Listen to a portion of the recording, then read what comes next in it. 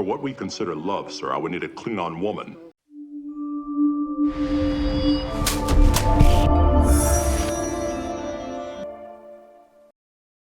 Hey everyone, Genome here. Come back to the next episode in my Star Trek The Next Generation review series. This is a series where I take a look back at each and every episode of Star Trek The Next Generation and rate it on today's eyes, you know, seeing if it still holds up to its lofty place in the echelon of TV shows from my youth, you know, because I've always loved the series. So the next one I'm going to take a look at is quite possibly the worst episode in season 1, and that is saying a lot. This is the episode of none other than Justice. What makes this one so bad? Well, we'll get into that a little bit, but basically it's a heavy Wesley episode, and most of the heavy Wesley episodes were not too strong, especially early on. So, sorry, Will Wheaton, I'm not trying to disparage you. I'm sure it's just the lines, the dialogue you were given, and the direction you were given, but it's just pretty painful to watch sometimes. I'm with Starfleet. We don't lie.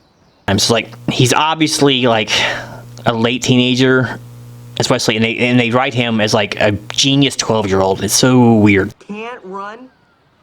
Of course we can run. Right, Commander? But anyway, let's get on to the episode. So, like I said, as usual, brief synopsis here at the beginning, and then I'm going to go through the movie real quick, and then let you know what I think about it afterwards, or the show, not the movie. So we're taken to the Enterprise, going to this planet. They're wild in some ways, actually puritanical in others. Neat as pins, ultra-lawful. They make love at the drop of a hat. Any hat. Basically, it's like kind of like a pre-Risa. You know, it seems like a real pleasure planet, right? So they go down there. Everyone is scantily clad, a la, the 60s, Gene Roddenberry's vision of how to get ratings, right?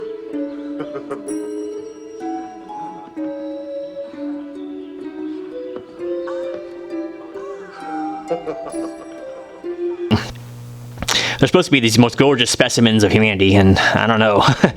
Maybe they should have shelled out for better-looking specimens. Some of them are a little bit questionable, right? They certainly are fit. They certainly are. But anyway, so everyone's scantily clad. They're all like primitive children, but adults who, it seems like their only goal in life is to sit around and have orgies. I can't think of anything else they're supposed to do. Joy and happiness. It certainly is. A very beautiful planet. They have not a care in the world, but we're later to find out there's a dark underthread here, right? So just a little bit of the Enterprise crew goes down the planet, including Wesley. Wesley runs off with the young ones. Watch, I bet you can't do this.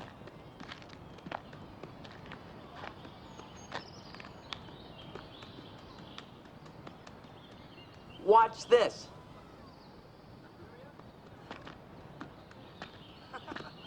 To go and play in frolicking games. So, they're not doing adult activities here. They're playing ball and running around. That's just the stuff that Wesley likes to do, right? Because he's a young kid, supposedly. Something you can teach me, will you? There are some games I don't quite know yet. It's playing ball. Will you teach me? So it seems idyllic, and then of course something has to happen to shatter this illusion, right? So what happens is Wesley goes deep. They throw him the ball, right? And he's playing. He's playing like Chad Ochocinco or something and running through the fields here, and he overjumps something. He lands in the middle of this little garden, right? This glassed-in garden. No, Wes! No! It's forbidden to disturb new plants!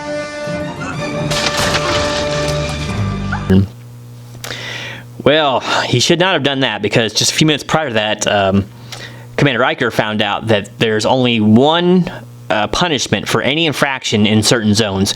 The zones are places where if you commit an infraction, these, I think they're called adjudicators, will come swarm in on you, and then they just kill you. So it doesn't matter what the infraction is. We're very proud of the wisdom of our ancestors. No person ever knows where or when a zone will be. And so no one risks death. Death? So they rush off to find Wesley, but of course it's too late for Wesley. Walter! DeForest! Welshie! Welshie, just like from Futurama.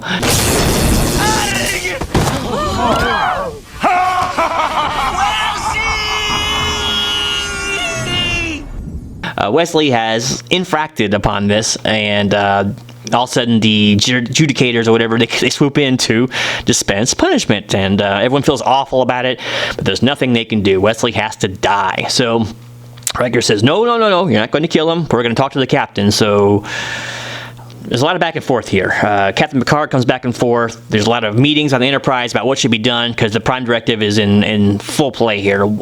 I think technically speaking, they're supposed to let Wesley die since he broke the rules, right?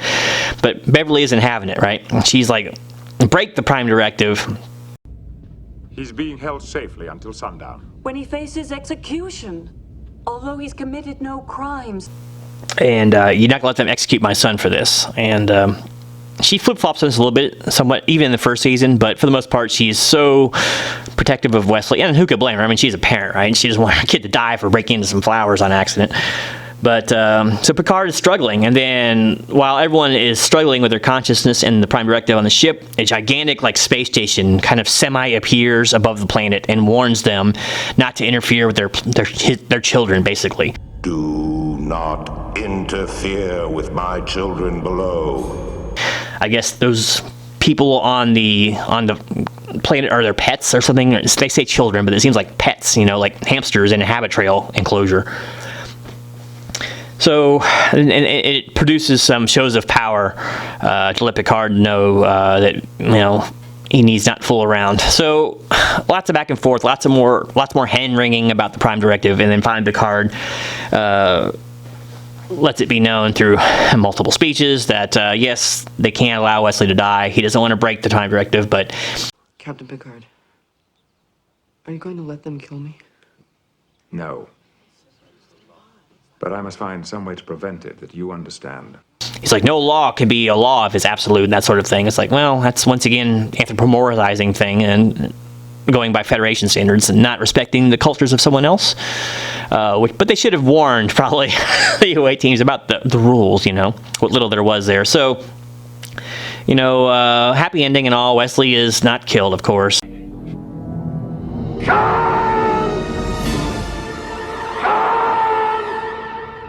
And the Enterprise takes its leave. We never hear about the species or planet again, so we don't know if there's any lasting effects. The space station just fades back into nothingness again and lets the Enterprise go on its way, despite breaking the laws of said space station.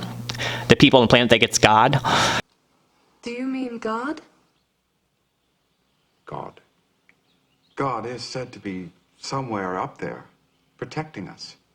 This is another episode that kind of highlights Rod Mary's distaste for a lot of stuff, and I think religion and his. You see it through other episodes too. His distaste of capitalism for some reason, and I don't know. It's just weird. I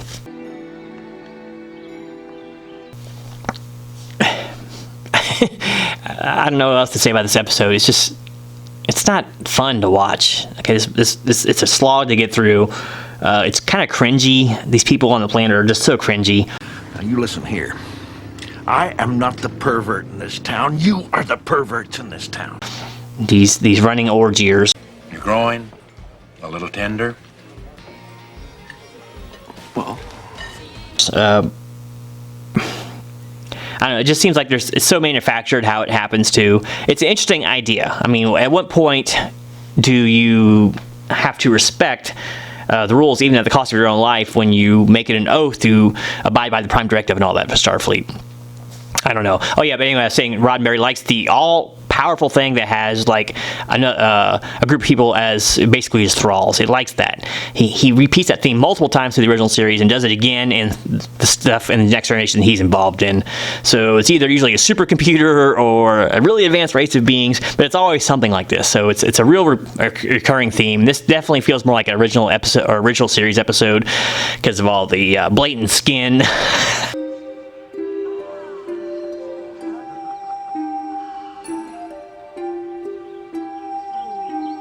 And the lighter plot and the all-powerful being that's watching these children. But yeah, not a great episode. This one's really, in fact, pretty poor. None of the acting is really that believable or good outside of maybe Patrick Stewart. It's just, the planet is cringy, the idea is cringy. I don't care for this one at all. Yeah. This one's entirely skippable. Like a lot of the first season, this one's entirely skippable, and you won't be missing out on anything. Maybe even saving out 42 minutes to watch something good. So, yeah, on this one, I'd say to avoid it. I hate to speak ill of any Star Trek episode. I think this one's worse than Code of Honor, and that's supposed to be the worst one ever. So yeah, not a good episode. But I guess it's good if you want to see people scantily clad running around. What do you mean breasts? Big breasts. No, not these. These were real hooters. And talking about nothing. So anyway, thanks for watching. Don't forget to like and subscribe. Stay tuned for more review content coming up in the near future, including a review of the next one in this series, which should be The Battle. So until next time, this is Genome, wondering why he's so overdressed for this episode. Out. We need a Klingon woman. Make it so, Mr. Wolf.